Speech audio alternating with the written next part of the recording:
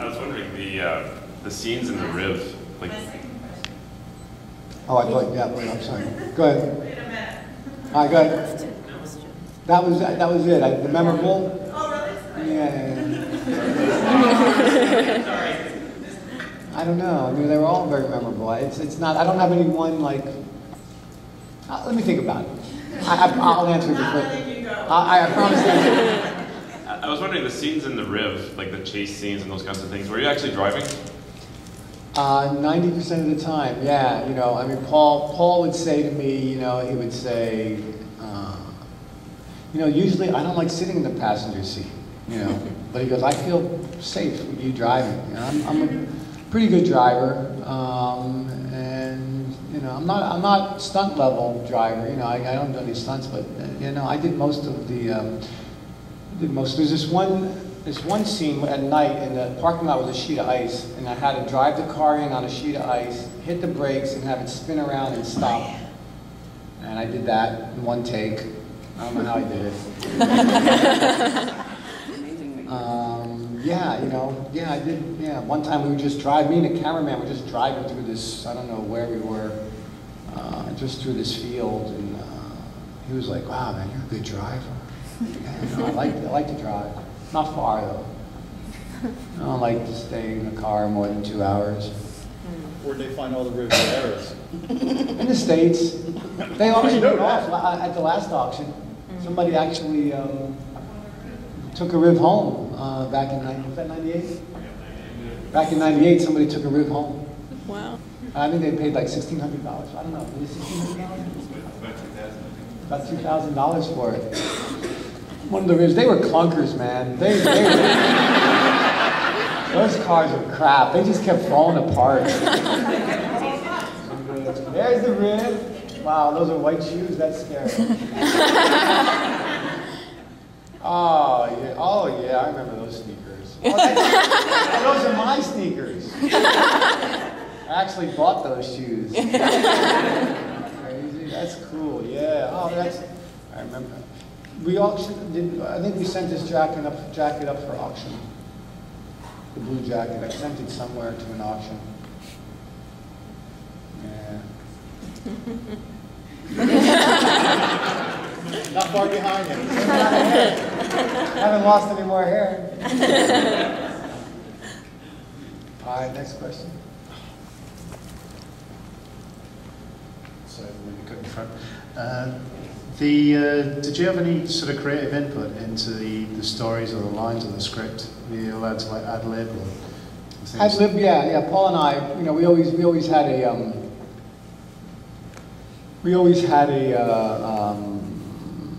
line that we would say, you know, Due South was made on the floor. You know, it was written in the rooms, but Due South was really made on the floor. You know, Paul and I had a chemistry. You know, that there's, you know, people have, you know, magic happens, you know, when two actors or an actor and an actress sometimes, you know, click, you know, and it's just, I call this thing, you guys have chemistry, you know. And Paul and I had that, you know. We were so different. You know, Paul is from Calgary and, you know, ranch horses, and country western music, you know. And, you know, I grew up on the corner of Ridge Street and Bloomfield Avenue with Johnny Dims, Tommy Motorola, and the Weasel, you know. You know, I'm from Newark, New Jersey. I'm, you know, an urban, you know, city slicker, you know. He's a shit kicker and I'm a city slicker. We couldn't be, you know, we couldn't be more different, you know. And yet, when it came time to, it couldn't be more different, to be totally honest with you, but when it came time, once the cameras rolled and you said action, it was like best friends, you know? And I think that's what made Due South so magical and so special, is that the show was really about friendship, is what it was really about, you know? It wasn't about solving crimes. It was about, you know, a guy helping another guy out, a friend helping another friend out. From the pilot, which is reluctantly helping another guy out. Because who would want to help that guy out, really? You know? Just too nice. No. You know, so, yeah. What was the question? Oh, memorable scenes. Memorable scenes, yeah. Memorable scenes. If I could say anything. I have one for you. Yes, sir. I have one for You you. just talked about, you know, friendship, and basically that's what between the two persons. My question is, if there was that bond that was there, like magnets opposite attract, and there was that magnetism there, then how did it feel to you, since you were one half of the team, when you actually had to strike him, you know, in that scene? You know, I mean, granted, I know it was probably not a full punch, but, you know, stuff like that. But, I mean, that must have been hard to do. Well, sometimes you have to do what's best for the greater good. Sometimes you have to say something to your friend that he or she doesn't want to hear. You know? Sometimes you have to do something, you know, to save somebody's life. And I think that's the hardest thing, you know. I think that's, you know, I think the key to all successful, long-lasting relationships and friendships is honesty. And it's real hard sometimes, you know, because the fear is, if I'm totally honest with you, you know, you're going to throw me away. You're not going to like me. You know, you're going to be offended. You know, and as long as I'm honest and I'm truthful, and if, you know, you get offended, well, you know, I'm sorry, but Life goes on. I have to tell you the truth here. You know, in order for this relationship to continue, this is what, you know, and you have to change and grow. You know, and I think that's the key. You know, that's the key to all long-term friendships and marriages and stuff like that, and relationships, is your ability to change and grow, and you know, acceptance of some things where you can't change and grow. But yeah, you know, I think Ray Vecchio was, you know, a really good friend to Ben Fraser. You know.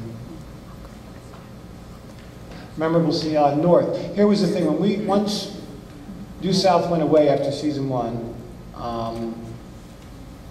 and it didn't come, you know, when we found out we were coming back, we had to go to work that first day, and that was North.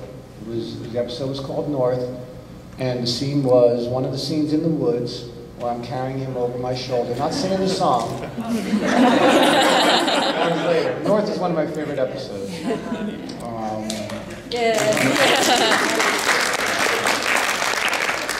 And the very first scene we did, you know, this is now, remember, we had finished season 1, show was canceled. It was done, it was over, we were both moving on to other endeavors.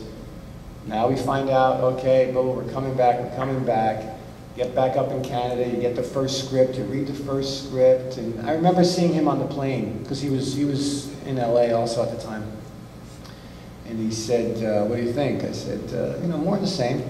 More of the same, but good, you know, but good. He said, okay.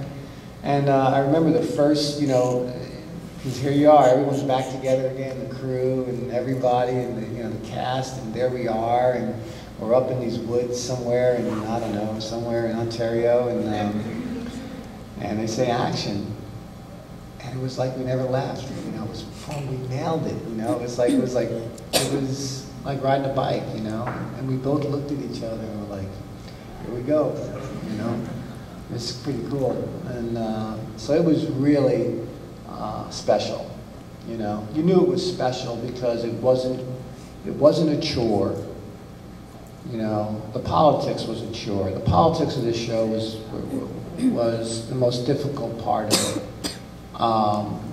Just the internal Canadian American stuff was difficult, and you know, in terms of the creative stuff. And I had a fight. I always had a fight for Ray Vecchio.